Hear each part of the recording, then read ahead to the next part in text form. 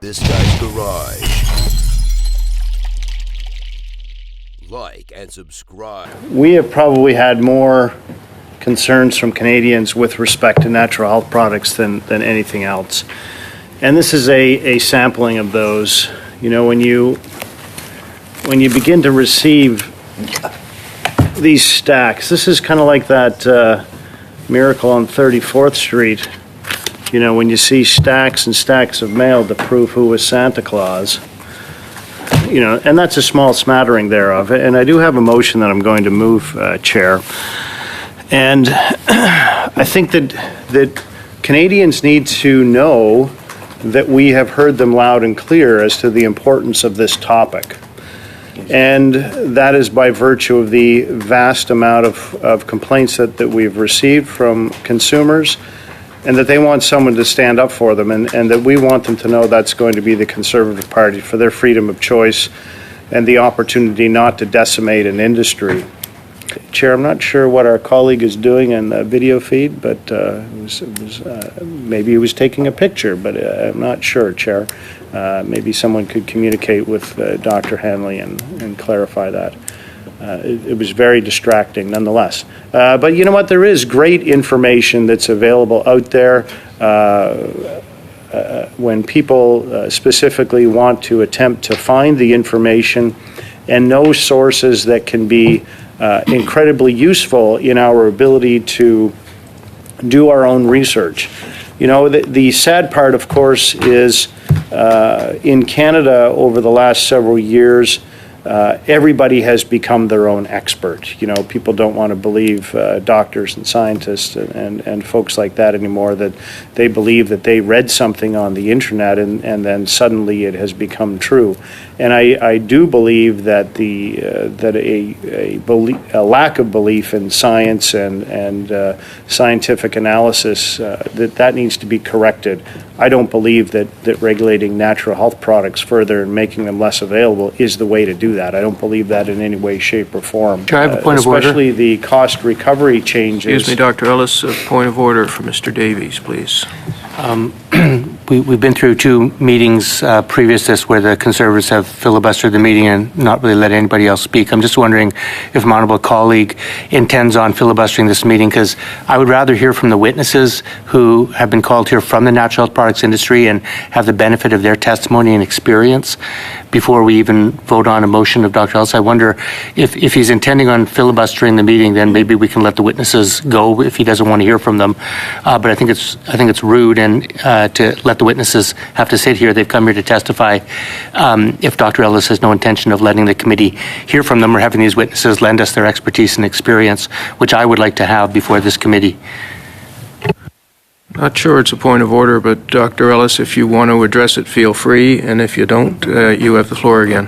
Thank you very much, Chair. You know, again, the arbiter of this committee has intervened, sadly, to want to give his opinion on how committees should run. This motion has been duly tabled before this committee. It was available for everyone to be able to see. And you know what? It's an important motion, and I would hope that my honourable NDP colleague would support the motion to defeat the Liberal government sponsored by his NDP colleagues attempt to make changes to decimate an industry and remove freedom of choice from Canadians. So that would be important. Mr. Chair, I do believe that we need to speak up loudly and vociferously on behalf of Canadians and let them know clearly that Conservatives wish them to continue to have their freedom of choice, and that we wish to fight the regulations proposed on their behalf. We wish to fight those regulations proposed by the Ministry of Health and Health Canada. Our witnesses today talked a little bit about, talked about adverse effects, and you know, one of the things I wrote down when she made the comment about it was how many adverse effects do you, because Dr. Sharma has said 700. Now that's 700 of a population of, what's the population of Canada? You know, 30 plus million people. Point of order, Mr. Chair. You do. Point of order. Calling the testimony of Canada's Chief Medical Officer is misinformation and it is dangerous. Thank you. Thank you, Mr. Chair. Yeah, thank you. That's debate and not a point of order. Dr. Kitchen, go ahead. Thank you, Mr. Chair.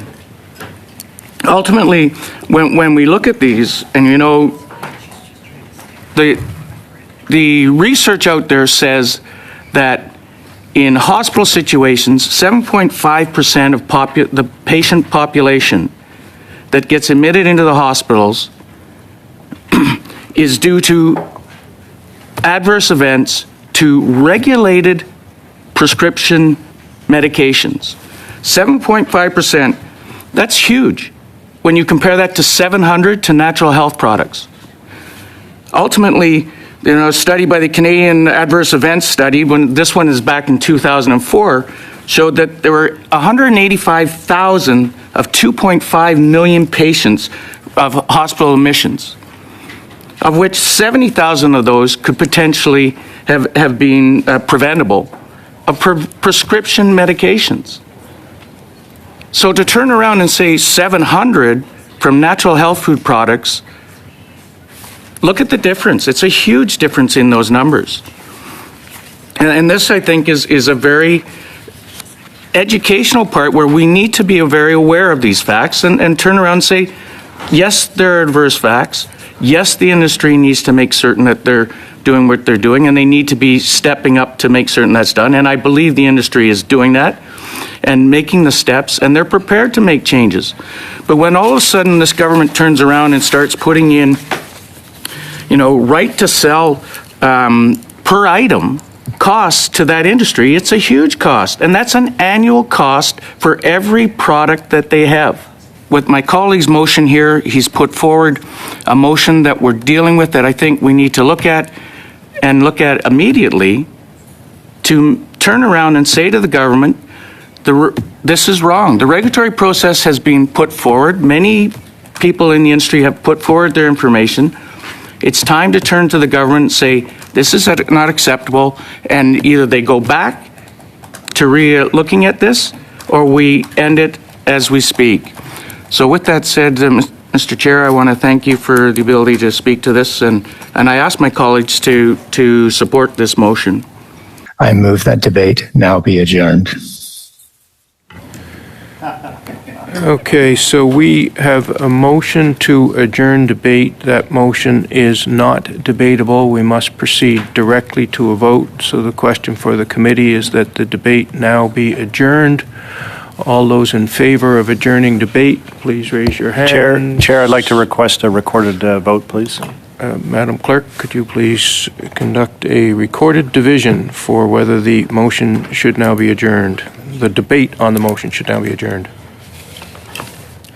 Mr. Hanley. I vote yes. Mr. Juari. Support. Mr. Pawlowski. For. Ms. Sidhu. Yes. Ms. Bradford. Yes. Mr. Ellis. No. Mr. Kitchen. No. Mr. Doherty. No. Mr. Majumdar. No. Mr. Thériault. No. Mr. Davies. Yes.